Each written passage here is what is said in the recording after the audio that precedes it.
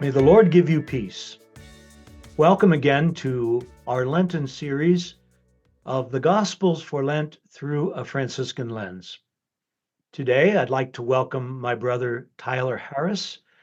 And Tyler, tell us where you are in your Franciscan journey. Hi, everyone. I began my Franciscan journey in 2021. So I am currently a simply professed friar, living and working in Negril, Jamaica, as part of our Brothers Walking Together program, part of formation. And here in Jamaica, we serve across a number of 4 parishes, a soup kitchen, a grade school, and a health clinic. And it's a wonderful ministry. It's been a wonderful life, and really enjoying this experience living and working with friars here in Jamaica. Very good. Thank you. And I'd like to invite you now to read the Gospel for the second Sunday of Lent. A reading from the Holy Gospel according to Mark. Jesus took Peter, James, and John and led them up a high mountain apart by themselves. And he was transfigured before them, and his clothes became dazzling white, such as no fuller on earth could bleach them. Then Elijah appeared to them along with Moses, and they were conversing with Jesus. Then Peter said to Jesus in reply, "Rabbi, it is good that we are here. Let us make 3 tents, one for you, one for Moses, and one for Elijah." He hardly knew what to say. They were so terrified. Then a cloud came, casting a shadow over them. From the cloud came a voice, "This is my beloved Son. Listen to him." Suddenly, looking around, they no longer saw anyone but Jesus alone with them. As they were coming down from the mountain, he charged them not to relate what they had seen to anyone, except when the Son of Man had risen from the dead.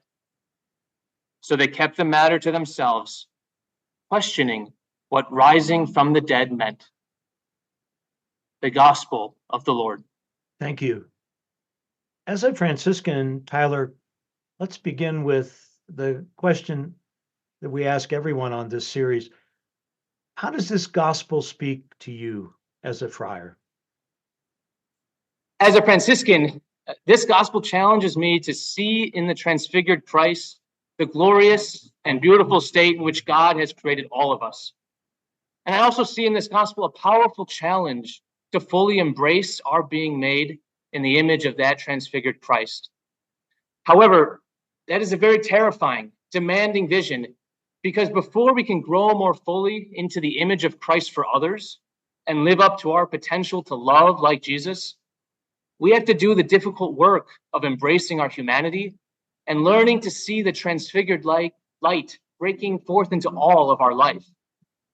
That is terrifying, because so often that work doesn't happen at the figurative mountaintop moments of our life. Rather, that transformative work often happens while trudging through the valleys of life, following the footprints of a God who didn't just embrace the good stuff of our humanity, but embraces and transfigures all of our humanity, messiness, imperfections, and suffering included.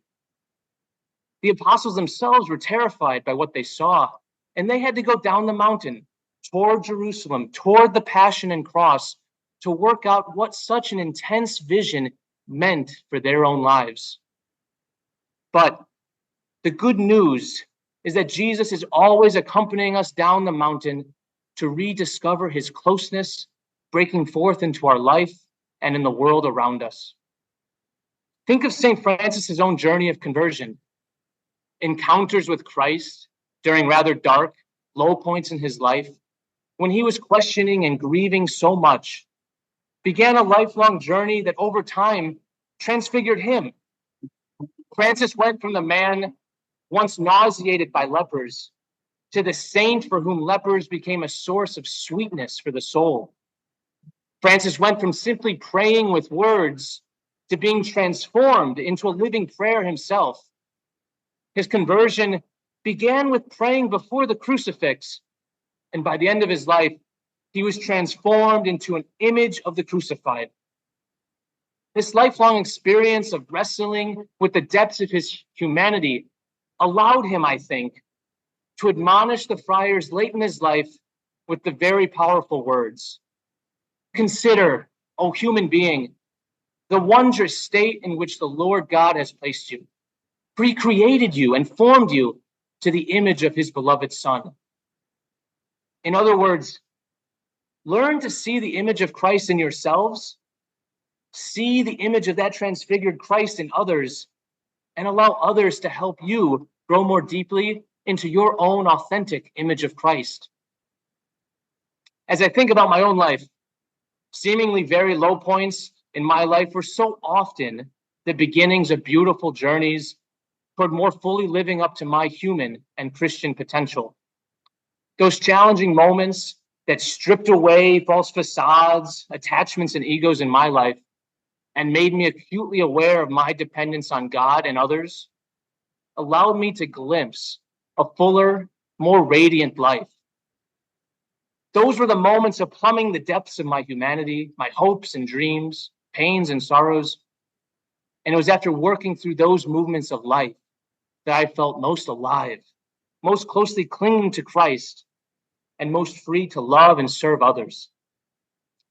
So, as a Franciscan, this gospel urges me to keep recalling the longer journey of conversion and self-discovery with Christ that we are all on. This gospel urges me to keep trusting that the Transfiguration really does give us a glimpse of our potential to be an illuminating image of Christ for others. We just need to keep going down the mountain with Christ, learning to see the transfigured light breaking forth into all areas of our life and the world around us. So, in a word or two, how is this Lenten gospel good news? Or maybe even more, who is it good news for? How would you encapsulate that? So St. Bonaventure, while reflecting on the Transfiguration, said, "All things are transformed in the transfiguration of Christ, since in his human nature, he embraces something of every creature." So, in short, I think this gospel is good news for all of creation, and very specifically the created earth, the environment, the climate that we are a part of, but also for all those people who feel that no brilliantly transfigured light could possibly be found there. And in particular, I just want to call attention to all the young people who are struggling to find meaning and joy, struggling to find connection and purpose in their life, struggling with mental health crisis, or uh, struggling with the despair of poverty and disadvantagements in their life. I think this gospel really speaks to them because it reminds us there's something inherently good and beautiful and so overflowing with meaning in each one of us that Christ transfigured with him. And it sounds like there's a lot of challenges for Franciscans in 2024. You mentioned a couple of them. One in particular stuck out to me, our care for creation. But I'm sure there are a lot of challenges, and you're right on the cutting edge there these days in Jamaica with some of that, I imagine, huh? Yeah, there's a plentiful reminders of climate change and the harm it does to those most poor and marginalized here in Jamaica. As Franciscans, if we want to help protect the climate, if we want to help others see all of creation as brothers and sisters like St. Francis, then we need to let that vision of a transfigured creation transform us. The demands of ecological conversion are terrifying, and I think we can learn a lot from the example of the apostles in today's gospel. It's okay if we feel scared and uncertain before such a demanding and glorious vision.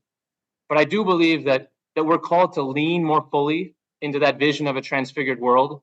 And that requires following Christ down the mountain and learning to change our lifestyles in response to that vision of creation. And if I might add one thing for the youth, hungering for meaning and connection in their life, it's going to be terrifying for us to reimagine how we can go beyond our comfort zones, to be a church that accompanies them in new ways. But young people, my generation, desire authenticity and they're interested in spirituality. So I'm convinced that our Franciscan vision of growing more closely to Christ by more deeply and authentically embracing our humanity will speak volumes to my generation. I think this gospel encourages us to take risks and discover new ways of sharing our Franciscan tradition while accompanying a generation that really hungers to see newness of life in their humanity. Mhm, mhm. And that it sounds like it appeals beyond any institutional religious setting, uh, meeting people right where they are, especially young people who might feel alienated from an institutional structure of the church. Huh? Absolutely. I think this gospel challenges us to be extra intentional about noticing and rejoicing and pointing out the goodness and welling up in each person we encounter. I think by sharing our stories of self-discovery with Christ and inviting others to see the beauty and the wonder of that work, I think we can really provide an example, a witness, preaching through our actions, the good news to a generation that really hungers to hear it. Mhm. Tyler, if you would leave us with one question that strikes you out of this gospel of the Transfiguration, what would that be? Where is the transfigured Christ calling you down the mountain in your own life? Tyler, how does this gospel call the communities that we friars minister among? Well, the good news is that part of our humanity was transformed in Christ's transfiguration. If we really see ourselves as part of that transfiguration, and if we really believe that we are formed in the image of the transfigured Christ, then we need to be rejoicing to a radiant, almost annoying degree so that others notice it.